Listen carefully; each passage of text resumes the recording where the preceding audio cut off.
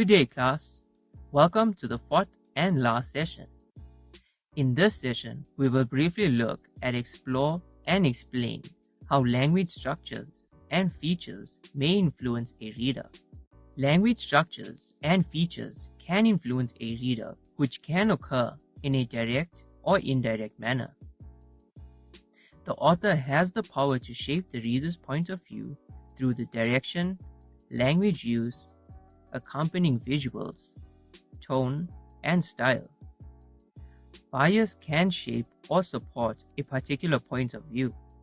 If an author has a particular point of view which is biased, what they write will reflect this bias. One has to pay attention to the word choice and reliability of the source. Refrain from using generalization since it may convey the wrong message. Humor is another tool that can be used to influence the reader in an indirect manner. Now we will briefly look at figurative expressions, repetition, and hyperbole, including the ways in which it can influence the reader. Figurative expressions add flavor to the written language, and it is used to capture the attention of the reader or to convince the reader of your point of view as the writer. Repetition can be used by the author to influence the reader and build support for a point of view by stating the same fact or opinions over and over again in different ways. Hyperbole is an overstatement which is exaggerated deliberately in order to effectively express your point of view as a writer. Let us move on to stereotypes and generalization. A stereotype is an oversimplified standardized image or idea held by one person or a group of others. For instance, the stereotype that all blondes are mentally slow. Stereotypes are not true since no single group of people ever have exactly the same characteristics as each other. Generalization is a statement presented as a general truth, but based on limited or incomplete evidence. For instance, assuming that all British love tea and scones.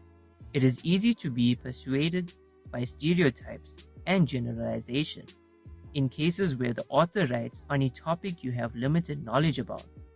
An author can make use of pictures and captions to influence the readers and support a particular point of view. Well-chosen pictures can influence the reader in a very great way without even writing a single word. Hence the phrase, "A picture speaks 1,000 words." The caption for the picture is just there to give additional information, but can also be very influential if used correctly. In closing, we will briefly look at how typography and grammar can be used to influence the reader. Typography is a visual impression created by a piece of text is important and can influence the reader. If a page is well and neatly laid out, we are more likely to take its content seriously. You must find a suitable layout depending on the aim of your writing. Bold words capture the reader's attention as opposed to a regular font. Grammar is the way we arrange words to form sentences, which is a technique used by authors to build support for an argument. A well-written piece of text is likely to have a greater impact on us than something which is full of errors. We have come to an end of our unit standard. Please ensure to go over your learner guide before moving on to the next unit standard.